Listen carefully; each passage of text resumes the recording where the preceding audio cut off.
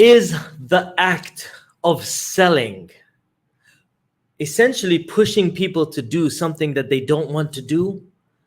And therefore, is the act of persuasion a good or a bad thing? When you sell, is that good or bad? Stay tuned. What's up, everyone? First of all, I want to welcome you to today's episode. This is Unconscious Communication Secrets. You are live with myself, Muneer, on Unconscious Communication Secrets. And today we are going to be talking about the act of selling, the act of persuasion.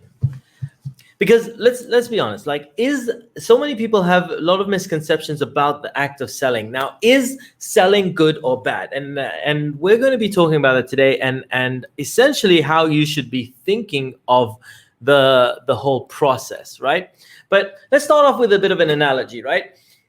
If you saw someone that was drowning in the sea, you see someone, they're in the sea, they're like drowning, they're like, oh, would you second guess throwing a lifesaver, right? Because, you know, a lot of people would be like, would you be like, oh, but I don't know if my throw is good enough. I don't know if they're going to like the lifesaver that I threw. If someone was drowning, would you throw them a lifesaver, right? And this is my analogy, and you'll see what I mean in a minute, right? Like when it comes to selling, when it comes to offering people, sometimes it's our obligation. And so I want to give you a couple of naturalistic examples, right?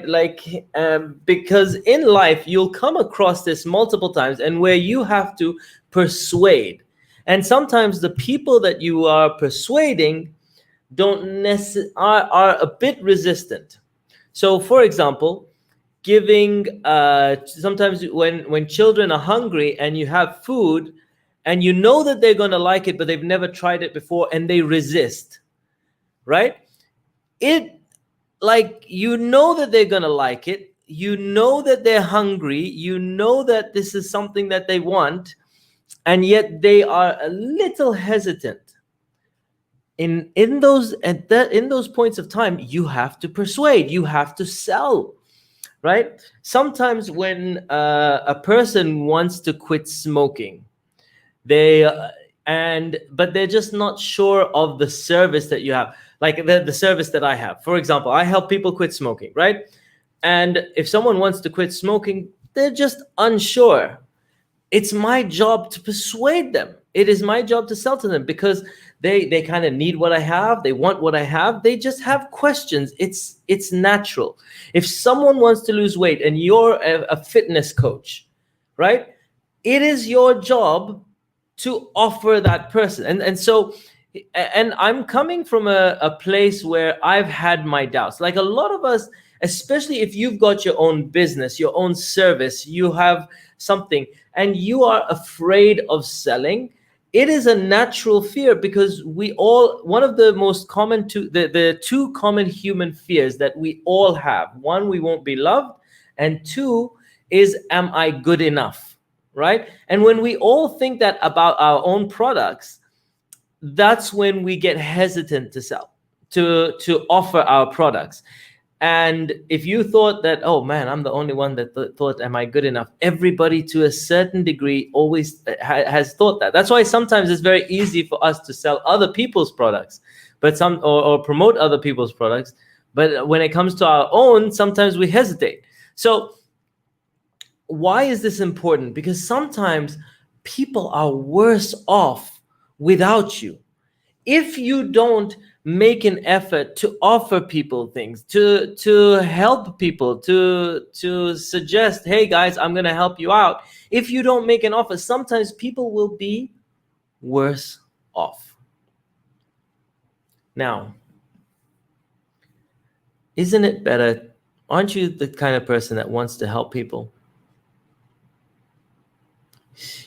And if you're the kind of person that wants to help people, why would you want people to be a little worse off, right? And so understanding this, sometimes by offering people something, you are helping. And also, like when we sometimes offer people things for free, if people don't pay, they don't pay attention. So let me ask you this. So let's start off. I'm going to share my story. Have you ever doubted yourself? Right? Have you ever doubted yourself in any area of your life? And if you're saying no, you probably lie about other things too. Because one of the two common fears that people have are, number one, will I be loved, and number two is, am I good enough? And we all, it doesn't matter if you're a president or a CEO or a leader or whatever, we all have, to a certain degree, some of those fears. Some of us manifest them in different ways. But I have personally had those fears as well. Like I said, everybody's had them. Now, a little while ago, I started learning hypnosis and hypnotherapy, and I traveled to a number of places around the world to learn from some of the best in the world. And on one of the courses, I went to Dublin, Ireland. I was over there, and I was studying with a gentleman named Igor Ledachovsky. He has the hypnotherapy university, etc. And I was going and I was studying, and I'd learned how to help people with a whole bunch of things. I learned how to help people quit smoking. I learned how to help people overcome anxiety and stress and overcome many different challenges. And at one point, Igor is like helping a bunch of us, like, hey, let me help you with your with how you're helping people. Let's see, how are you building your business, etc. And so I'm sitting there, I'm speaking with Igor, so I'm speaking with Igor, and he's like, okay, so Muneer, how have you been promoting your services? How are you trying to help people? And I say, well, I mean, like, I just kind of worry. I mean, I don't want, like, I feel bad, like, trying to, persuade people or push people, or like, I just feel bad that, offering stuff to people. I don't want to sell. I don't want to persuade people. I don't want to push people. Maybe, if someone needs, maybe they'll find me and they'll come to me. And he turned to me, and I remember it so clearly. He goes, Muneer, why are you being so selfish? I was like, whoa, what? Why am I being so selfish? Like, I'm trying not to persuade. Like, I don't want to sell people. I don't want to. And he said, like people are suffering. People are wanting to quit. They're going through anxiety. They're going through stress. They are suffering. You have a solution, and you're not offering people because you're worried about how you might feel when you're selling. And I was like, oh my God, I never really thought of it that way. And he's like, it's not about you. This is not about you. Do you have something that could help people? I was like, yes. And he's like, do people need what you have? And I was like, yeah. Why aren't you offering it to them? Are people worse off because you are not? Like, if they don't spend money on you and your services, what are they going to spend that money on? And I was like, well, they'll keep spending it on cigarettes. And he's like, yeah.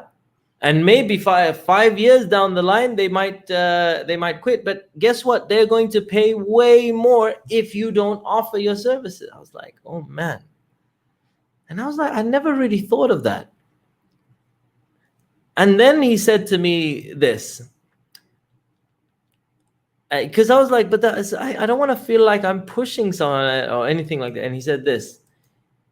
He said, if people qualify, then it is your moral obligation to offer your services. If people qualify, if they don't qualify, then don't. But if people qualify, then it is your moral obligation. If people qualify, then you should love your product and service so much that you feel that you are doing a disservice to somebody if you don't offer it to them. That's what a guy called Dean Graziosi says. You should love your product so much that you feel like you are doing people a disservice if you don't offer it to them. And when Ego was telling me that day, he was like, look, it is your moral obligation if people qualify. So first of all, you got to find out if people qualify. And if they don't qualify, don't offer it to them, and your conscience is free. And so today I want to share with you my qualification framework. It's super simple. The things, the little checklist that you've got to check to make sure that someone qualifies. Now I'm going to apply it to smoking, and you'll see what I mean, right? So the qualification framework. Does the person need what you have? So when I talk about smoking and I help people quit smoking, does someone need to quit smoking? 100%. They need to quit smoking. Nearly everyone will tell you that they need to quit smoking. So that's the first one. Do people need to? So if you have a restaurant, do people need food? Yes, that's cool, great. If you are a fitness instructor, does someone need to get healthy or fit? Yes. Okay, great. Then that's the first checklist. If they tick all those boxes, great, you're part way there. And now here's the next one, right? Sometimes people need it, but they don't want it. Now, could they? I've actually amended this a little bit to could they, because does someone want what you have, or could they want what you have? So for example, sometimes I'll talk to a smoker and they do not want to quit smoking, and that's fine. I don't want to push anyone who doesn't want to quit smoking. If you don't want to quit smoking, that's fine. It's on you. Like, I don't mind. I've been there. I used to smoke. I know when I wasn't ready, I didn't even want to hear about it. So I'm like, okay, I'm not going to push you to do something you don't want to do. But there are people that do want it. Do you see what I mean? Or some people that they could want it, but they have some concerns, right? So do people need what you have? When it comes to smoking, yes, some people they need to quit smoking. Do they want to? If a person wants to, does someone need to lose weight? Yes, but do they want to lose weight? Or could they want to? Could they be, like after a couple of conversations, could they want to? If they don't, some people are just like, yeah, I do not want to, and then fine. If they don't want to, don't push people. That's fine. That's cool. However, if someone needs what you have and they want what you have, then the next one, can they afford what you have? Right?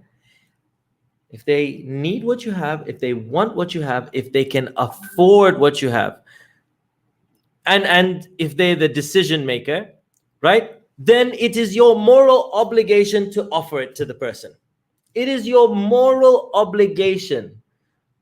As long as you have a product that helps people, they need what you have, they want what you have, they can afford what you have, and generally people can afford most things, like within a certain reason. But when I talk about can they afford what you have, if you're selling private jets, don't go to a street cleaner, right? Like, and be like, look, I know that you need this, I know that you want this, but they can't afford it. There's no way they can afford it, right?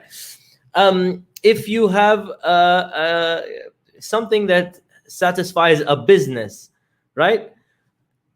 You got to talk to the decision maker. Sometimes if it's to the family, then you got to talk to, don't talk to the man. No, I'm kidding. But you got to talk to who's in charge. If it's something to do with, like, are they the decision maker? You find a teenager who needs to go to a new school. They want to go to a new school. Their parents could overall, the parents could afford to go to the new school. But if you talk to the kid, they're not the decision maker, right? So if you satisfy the need, the want, the affordability, and the decision making, then it is your moral obligation to offer what you have, because you could help people, you could transform people's lives, you can. And what will happen is, generally, sometimes, look, when I do, if someone comes to me and they they want to quit smoking, do they need to quit smoking? Yes. Do they want to quit smoking? Yes. Can they afford what I have? Yes. Are they the decision maker? Yes.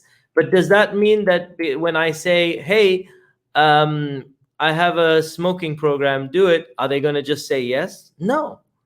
This is where you need the persuasion skills, because people have concerns. They are worried. They smoked their whole lives. They've got worries. They've got fears. And then the act of persuasion is just helping them to overcome those fears and to show them that you can help them get what they want. That's where persuasion is powerful. It's not making anybody do something they don't want to do. You got to find people that want something, that need something, that are looking that can afford something, and they are the decision maker, and then helping them navigate through their concerns, their fears, etc., so that they can be better off. And when that happens, you know that people will be better off. And you've got to believe in your product so much that you know that they will be better off by using your services than not. I mean, I've got a bunch of friends. I've got a bunch of friends that are coaches, and everyone is afraid. Like, a lot of my friends that are coaches are afraid, not afraid, but like have reservations when it comes to selling and pushing their services. The same with and I'm talking about fitness coaches, hypnotherapy coaches, NLP coaches. I have people that could help others. I have people that have like restaurants and they just want people to come to them. But you see, you can always reach out and offer your services to people that need what you have, want what you have, can afford what you have, and are the decision maker. So here's the phrase that pays. When people qualify, your obligation is to satisfy. Let me say that again. When people qualify, your obligation is to satisfy. All right, cool. So that's the phrase that pays. That's our session for today. Hopefully you guys enjoyed that. Also, my one quick thing: Wednesday, 7:30 p.m. UAE time. If you want to understand, if you want to master your mind, you want to take your performance and other people's performance to that next level, check out my Introduction to NLP webinar. It is absolutely free. I start 7:30 on the dot on Wednesday. You can register at uaenlp.com. So go to uaenlp.com and register, and I will show you how you can master your mind so that you can take your performance to the next level. You can help other people, and you can progress further and faster and persuade at a whole nother level. Other than that, remember the phrase for today: when people qualify, your obligation is to satisfy. Thank you guys so much for tuning in. If you have not, please do subscribe to my channel, youtube.com/Muneer. And I will see you on another episode very soon. Peace out, one love, and I will see you soon.